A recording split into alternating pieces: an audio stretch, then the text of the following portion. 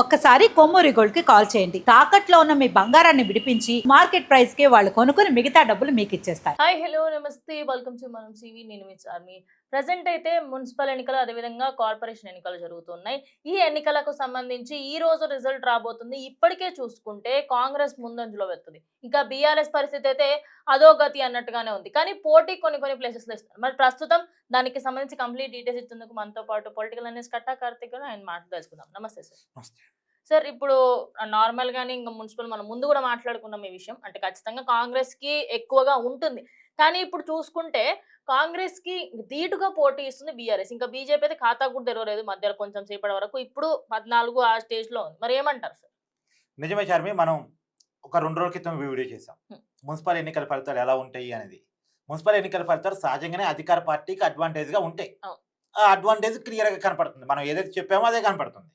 కాకపోతే మొట్టమొదటి మున్సిపల్ ఎన్నికల ఫలితం వచ్చింది బీఆర్ఎస్ బోనికొట్టింది. ఎస్, సంగారెడ్డి జిల్లా గడ్డపోచారం మున్సిపాలిటీని బీఆర్ఎస్ దక్కించుకోగలిగింది. అక్కడ 14 వార్డుని బీఆర్ఎస్ కైవసం చేసుకుంటే కాంగ్రెస్ కేవలం 3 వార్డులు మాత్రమే కైవసం చేసుకుంది. సో ఇండిపెండెంట్ ఒకళ్ళు గెలిచినట్టున్నారు. సో మొత్తంగా అక్కడ మనం మాట్లాడుకోవాల్సింది ఏంటంటే మెదక్ జిల్లా పరిధిలో బీఆర్ఎస్ తన పర్ఫార్మెన్స్ చూపించుకోగలిగింది. అధికార పార్టీని దాటి మరి బీఆర్ఎస్ తన పర్ఫార్మెన్స్ చూపించుకోగలిగిద్దని మనం చెప్పాము. అంటే ఉమ్మడి మెదక్ జిల్లా పరిధి, ఇప్పుడు సంగారెడ్డి, పటాన్చెరువు ఇదంతా కూడా ఉమ్మడి మెదక్ జిల్లా పరిధి కదా. ఆ ఉమ్మడి మెదక్ జిల్లాలో బీఆర్ఎస్ తన సత్తాని తన పర్ఫార్మెన్స్ చూపించుకోగలిగితే ఏదైతే చెప్పామో అది రియాలిటీలో మనకు కనపడతాం. ఇంకోటి అదొక కారణం ఏంటంటే పటాన్చెరువు ఎమ్మెల్యే గూడెం మైపారెడ్డి ఎవరైతే బీఆర్ఎస్ నుంచి గెలిచి కాంగ్రెస్ పార్టీలోకి జాయిన్ అయ్యారో రియలైజ్ అయ్యి నేను తప్పు చేశాను, కాంగ్రెస్ పార్టీలో పోవటం వల్ల నా నియోజకవర్గానికి ఏమని జరగలేదు, వ్యక్తిగతంగా నాకు ఏమని జరగలేదు అని చెప్పేసి మళ్ళీ బ్యాక్ టు బీఆర్ఎస్ అన్నాడు ఎన్నికల కంటే ముందు. అది కూడా ప్రభావం చూపించింది. అంటే కాంగ్రెస్ లో పోతే ఫలితం ఉండదు అని అతను చెప్పిన ఎమ్మెల్యే చెప్పిన మాట అది ప్రభావం చూపించింది. ప్రజలకు కూడా అర్థమైంది ఇంకా కాంగ్రెస్ తో శాత కాదు అనేది ఆ ఏరియాలో ప్రభావం చూపించింది. ఆ మెదక్ జిల్లా పరిసర ప్రాంతాల్లో పటాన్చెరువు, సంగారెడ్డి ఆ ఏరియాల ప్రభావంలో అది ఉంది. సో సహజంగా కూడా మెదక్ జిల్లాలో బీఆర్ఎస్ పార్టీ ఎక్కువ హరీష్ రావు కేంద్రీకరించి పనిచేశారు. సార్ ప్రజెంట్ చూసుకుంటే కాంగ్రెస్ 94 అండ్ బీఆర్ఎస్ 47, బీజేపీ 14 ఉంది సార్. అంటే వీళ్ళు 100కి పైగానే మాకు వస్తాయి మున్సిపల్ లో అని చెప్పేసి అన్నట్టుగా వచ్చే రకంగా ఉంది అనుకోవచ్చా? ఎక్స్పెక్ట్ చేయొచ్చా? ఇప్పటికిప్పుడు ఇది రియాలిటీ అని మనం అనుకోలేము. అవును, కరెక్టే. మళ్ళీ లాస్ట్ లో చేంజెస్ వస్తాయి, చాలా చేంజెస్ వస్తాయి. ఎందుకంటే ఇప్పుడు వార్డు మెంబర్లు 100ల మెజార్టీతోనే గెలుస్తారు. ఇప్పుడు ఒక 200 మెజార్టీతో నువ్వు గెలుస్తున్నావు అనుకో, నీ కాడ నువ్వు 100 ఓట్లు నాకెళ్ళి షిఫ్ట్ అయ్యాయి అనుకో, నీ దగ్గర ఉన్న 200 ఓట్లు 100 నాకు షిఫ్ట్ అయితే 101 షిఫ్ట్ అయితే చాలు, నేనే ఒక ఓటుతో గెలిచినట్లే. సో కాబట్టి ఇది కొద్దిగా అటు ఇటు మారుతుంది. తక్కువ ఓట్లే కాబట్టి చివరి దాకా వార్డు ఫలితం తేలేంత వరకు కూడా ఆగాల్సిందే. తొందరపడి ఫలితం చెప్పడానికి లేదు. కాకపోతే మళ్ళా చెప్తున్నా, ఒకటి మాత్రం నిజం, తెలంగాణ వ్యాప్తంగా జరగబోయేది కాంగ్రెస్ కి ఆధిక్యం ఉంటుంది. ప్రత్యేకించి సౌత్ తెలంగాణ, నల్గొండ, ఖమ్మం ఈ జిల్లాల పరిధిలో కాంగ్రెస్ చాలా క్లియర్ గా తన ఆధిక్యాన్ని చూపించుకోగలిగింది. సార్ ఇప్పుడు నార్మల్ గా మనం ఏమనుకున్నాం అంటే బీజేపీకి కొంత గొప్ప ఏదో ఒక ప్లేస్ లో కార్పొరేషన్ వదిలేదు సార్, మున్సిపల్ లో అంత ఉండదు అనుకున్నాము. కానీ ఆ 14 ఏదైతే వార్డులు వచ్చాయి, అదే విధంగా 15 దాటొచ్చు, 20 వరకు రావచ్చు అంటున్నారు. మరి బీజేపీ నిజంగానే ఈసారి కొంత గొప్ప పోయినసారి కంటే ఈసారి సత్తా చాటుతుంది అనుకోవచ్చా? అంటే బీజేపీ ఇప్పుడిప్పుడే తెలంగాణలో విస్తరిస్తుంది. వారు ప్రధానంగా ఫోకస్ పెడుతుంది నిజామాబాదు, కరీంనగర్, ఆదిలాబాద్, అవి 3 జిల్లాల పరిధిలో. ఈ 3 జిల్లాల పరిధిలో వాళ్ళకేంటంటే మున్సిపాలిటీ లెవెల్ వరకు, లోకల్ నెట్వర్క్ వరకు లేదు. రెండోది ఏంటంటే బీజేపీ అంత ప్రేమ ఉన్నప్పటికీ కూడా ఓటర్ ఏం ఆలోచిస్తారంటే బీజేపీ గెలిచే పరిస్థితిలో లేదుగా. ఇప్పుడు పోటీ ఉన్నప్పటికీ ఇక్కడ లేదు కదా. ఇక్కడ పోటీ ఏంది, కాంగ్రెస్ వర్సెస్ బీఆర్ఎస్.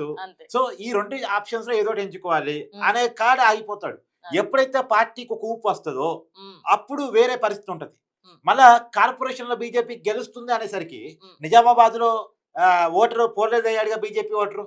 కరీంనగర్ లో కొంచెం డిస్టర్బ్ అయింది, అంటే వాళ్ళ వర్గాల వల్ల డిస్టర్బ్ అయింది. కానీ సో కరీంనగర్ లో కూడా ఉన్నంతలో పోలేదు జరిగిందిగా. అంటే బీజేపీ గెలుస్తుంది అనుకుంటే బీజేపీ నచ్చే ఓటర్ ఒక రకంగా ఉంటాడు, బీజేపీ గెలిచే పరిస్థితిలో లేదు అనుకున్నప్పుడు ఒక పరిస్థితిలో ఉంటాడు. రెండోది బీజేపీ ఇంకా స్టేట్ వైడ్ గా పెరిగింది లేదు, గ్రామాల వరకు విస్తరించింది లేదు, ఒక లోకల్ నెట్వర్క్ వాళ్ళకి దెబ్బ అది లేదు ఇంకా వాళ్ళకి. సార్ ఇప్పుడు బీఆర్ఎస్ చూసుకుంటే మన ఎవరైతే ఎమ్మెల్యేలు ఉన్నారో వాళ్ళందరూ కూడా బయటకు వచ్చి వాళ్ళు చేసిన ప్రచారాలు చాలా ప్లస్ అయ్యాయి అని చెప్పొచ్చు. కానీ ఒక్క మైనస్ ఏంటంటే కేసీఆర్ గారు బయటకు వచ్చి మాట్లాడలేదు. ఆయన మాట్లాడుంటే ఇంకా ఎక్కువ వచ్చేదేమో, అంటే బెనిఫిట్ ఎక్కువ అయ్యేదేమో అండి. అంత వాస్తవం ఉందంట. ఖచ్చితంగా వాస్తవం ఉంది. ఇప్పుడు కేసీఆర్ తెలంగాణ ప్రజలతో బాండింగ్ ఉన్న వ్యక్తి. అవును, ముందు గ్రామాలతో నుంచైనా, అవును. ఇప్పుడు కేటీఆర్ కి బాండింగ్ ఉన్న ఎవరితో బాండింగ్ ఉంది? హైదరాబాద్ పీపుల్ తో బాండింగ్ ఉంది. హైదరాబాద్ అదే ఐటీ ఐటీ సెక్టర్ అన్నట్టుగానే ఎడ్యుకేటెడ్ ఉంది. సెక్టార్ వీళ్ళతో కొద్దిగా ఎక్కువ బాండింగ్ ఉంటుంది. ఉమ్, కేసీఆర్ కి ఏమో రైతులతోటి, కార్మికులతోటి, కింది స్థాయి వ్యక్తులతోటి బాండింగ్ ఉంటుంది. కేటీఆర్ అంత అవునన్నా కాదన్నా వాళ్ళతో అంత కనెక్ట్ కాలేడు. ఉమ్. కానీ కేసీఆర్ వాళ్ళతో అంటే కనెక్ట్ ఉద్యమం అయిపోయాడు ఆల్రెడీ. చేసినప్పటి నుంచి చూస్తా ఉన్నారు కదా కేసీఆర్ ని, Yes. అలవాటు అయిపోయింది అలవాటు జనాలకు. అయిపోయింది. కానీ ఇప్పుడు కేటీఆర్ గానీ హరీష్ రావు ఎంత చెప్పినా అది జీర్ణం అవ్వట్లేదు. మరి అదొక్కటి బాగా మైనస్ అయింది అని చెప్పేసి పొలిటికల్ అనలిస్ట్ చాలా మంది అంటున్నారు. మీరేమంటారు అసలు పొలిటికల్ అనలిస్ట్? 100% కేటీఆర్ ఏమో మొత్తం తెలంగాణకు సరిపోవట్లేదు, కేసీఆర్ ఏమో బయటికి బయటికి రావట్లేదు. రావట్లేదు. అది బీఆర్ఎస్ కి డిసడ్వాంటేజ్. నిజానికి చాలా చెప్తున్నా కదా, కాంగ్రెస్ పార్టీ మీద, ప్రభుత్వం మీద తీవ్రమైన వ్యతిరేకత ఉంది. ఉమ్, తీవ్రమైన వ్యతిరేకత ఉంది.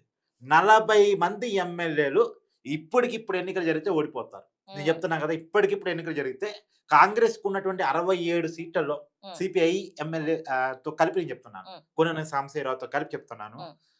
ఇప్పటికిప్పుడు ఈ 67 మందిలో ఉమ్. ఎన్నికలు జరిగితే 40 మంది ఖచ్చితంగా ఓడిపోతారు. సరే, ఆ పరిస్థితిలో ఉన్న పరిస్థితిలో ఉమ్. దాన్ని ఎవరు ఎన్క్యాచ్ చేసుకోగలిగారు? సహజంగా అయితే బీఆర్ఎస్ ఎన్క్యాచ్ చేసుకోగలిగారు. ఉమ్. చేసుకునే పరిస్థితిలో ఉంది అంటే ఉమ్. లేదు. ఇప్పుడు బీఆర్ఎస్ పర్ఫార్మెన్స్ గురించి చెప్పుకోవాలంటే, ఉమ్. ఇప్పుడు సికింద్రాబాద్ కంటోన్మెంట్ ఎన్నిక జరిగింది, ఉమ్. సిట్టింగ్ స్థానం వాళ్ళది. ఉమ్. కాపాడుకోగలిగాడు కేటీఆర్? లేదు. కాపాడుకోలేకపోయాడు. జూబ్లీహిల్స్ లో బై ఎలక్షన్ జరిగింది, సిట్టింగ్ కాపాడుకోలేదు. స్థానం వాళ్ళది. కాపాడుకోగలిగాడా? కాపాడుకోలేదు. ఇది రాంగ్ స్ట్రాటజీస్. కాంగ్రెస్ పార్టీ సహజంగానే అధికార పార్టీ కాబట్టి వాళ్ళకు ఉండే అడ్వాంటేజ్లు ఉంటాయి, కాదు అనేది కాదు.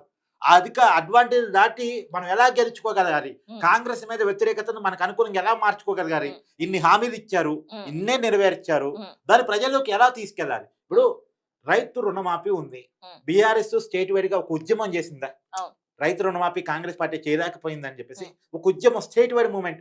ఇంతవరకు హైదరాబాద్ అసెంబ్లీ ముట్టడి రైతులతో బీఆర్ఎస్ పార్టీ ఎందుకని చేయలేదు? అదే. ఇప్పటివరకు రైతు భరోసా పడలేదు, ఉమ్. బోనసులు పడలేదు, ఈ పంట ఇంకా అదే. ఒడ్డుకొని రైతు నెలవుతుండే. బంధు పడలేదు.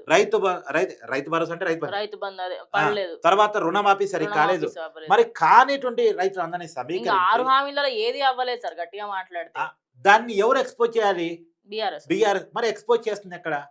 సో వీళ్ళ ఫెయిల్యూరు అంటే వీళ్ళ ఫెయిల్యూరు వాళ్ళ వాళ్ళకి పాస్ less. మార్కులు అవుతున్నాయి. అదే వాళ్ళకి ప్లస్ అవుతుంది, వీళ్ళకి నెగిటివ్ అవుతుంది. సార్ ఇంకో విషయము, ఇది కార్పొరేట్ ఎన్నికలు కదా, ఇది నేను నిజంగా యాక్చువల్లీ చెప్పాలనుకున్న విషయం. కార్పొరేటర్ కార్పొరేటర్లు ఈ మున్సిపల్ ఎన్నికలు జరుగుతున్నాయి కదా సార్ ప్రజెంట్, వీటిలలో ఏంటంటే జనాలు ఏం ఆలోచిస్తారు సార్? మెయిన్ది అరే ఇప్పుడు ఉన్నోళ్ళని గెలిపిస్తే అయిపోతుంది, ఎందుకంటే మాకు పనులు కావాలా, మాకు రోడ్లు సక్కాలి, మనకు ఎందుకంటే ఏదైనా కార్పొరేటర్ దగ్గరికి, ఎమ్మెల్యేల దగ్గరికి అందరు పోరు. మున్సిపాలిటీలోనేమో వార్డు ఆ. కౌన్సిలర్లు వార్డ్ కౌన్సిలర్ దగ్గరికి, కార్పొరేటర్ దగ్గరికి వెళ్తారు ఏ పనైనా సరే, అవునా కదా సార్? మరి ఇప్పుడు వాళ్ళు గెలవాలంటే మన అందరూ కూడా కాంగ్రెస్ వైపే చూస్తున్నారు. ఇది మెయిన్ రీజన్ అంటారా? ఖచ్చితంగా ఎప్పుడైనా సరే అధికారం ఎవరి చేతిలో ఉంటుందో వాళ్ళకి లోకల్ బాడీలు అడ్వాంటేజ్ గా ఉంటాయి. ఓకే. ప్రజల్లో ఉండేదంటే ఇక్కడ కూడా అక్కడ ఒకటి ఉంటే పని కాదు కదా అంటారు. అదే. ఇక్కడ కూడా అక్కడ కూడా అంటే ఏంది? అదే. అక్కడ కాంగ్రెస్ అధికారం ఉంది స్టేట్ ఇక్కడ లో, బీఆర్ఎస్ ఇక్కడ బీఆర్ఎస్ వస్తే ఇతనికి నిధులెవరు, ఇతను ఏం సాధించుకొని రాడు అనేది ఫీలింగ్ ఉంటది. ఇక్కడ కూడా అక్కడ ఒకటి ఎందుకు? అక్కడ ఉన్నోడే ఇక్కడ ఇస్తే అయిపోతుంది. ఏదో పని చేసి పెడుతుంటాడుగా. Yeah. రెండోది, ఎవడు అధికారులు ఉంటే ఆ నాయకుడితో లోకల్ ప్రజలకు అవసరాలు ఉంటాయి. ఇప్పుడు సీఎం రిలీఫ్ ఫండ్ కాడు, లేదు ఏదో చిన్న పని కాడు, పెద్ద పని కాడు, అధికార పార్టీ నాయకుడితోటి పనులు అవుతాయి కాబట్టి వారితో అవసరాలు ఉంటాయి ప్రజలకి. Yeah. వారితో కావాలని తగాదా పెట్టుకోవాలని, వారిని ఓడించాలని సహజంగా అనుకోరు. Yeah. సో ఇప్పుడే కాదు, 2021లో లోకల్ బాడీ జరిగాయి. Yeah. అప్పుడు బీఆర్ఎస్ అధికారంలో ఉంది, అప్పుడు టీఆర్ఎస్ అధికారంలో ఉంది.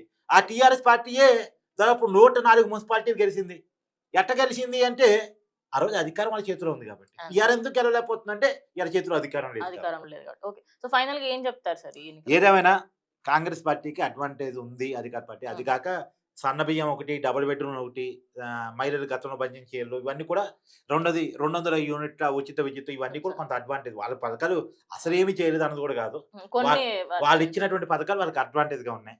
ఇవన్నీ వాటిని ఎక్స్పోజ్ చేయడం బీఆర్ఎస్ ఫెయిల్యూర్ ఉంది. Okay. సో మొత్తంగా ఎనివే అధికార పార్టీకి ఉండేటువంటి సహజమైన అడ్వాంటేజ్లు డబ్బు ప్రభావం కూడా పనిచేసి మొత్తానికి కాంగ్రెస్ పార్టీకి ఎక్కువగా మొత్తం తెలంగాణ వైడిగా క్లియర్ కట్ గా కొంత ఆధిక్యత కనపడతా ఉంది. Okay. అలాగని బీఆర్ఎస్ పర్ఫార్మెన్స్ లేదంటే ఖచ్చితంగా బీఆర్ఎస్ పర్ఫార్మెన్స్ ఉంది అని ఇప్పటికైతే కనపడుతుంది. తొలి మున్సిపాలిటీని బీఆర్ఎస్ గెలుచుకోగలిగింది మెదక్ జిల్లా పరిధిలో, ఉమ్మడి మెదక్ జిల్లా పరిధిలో. Okay, thank you sir, thank you so much. చూసారు కదా, ఇది వాళ్ళ వీడియో.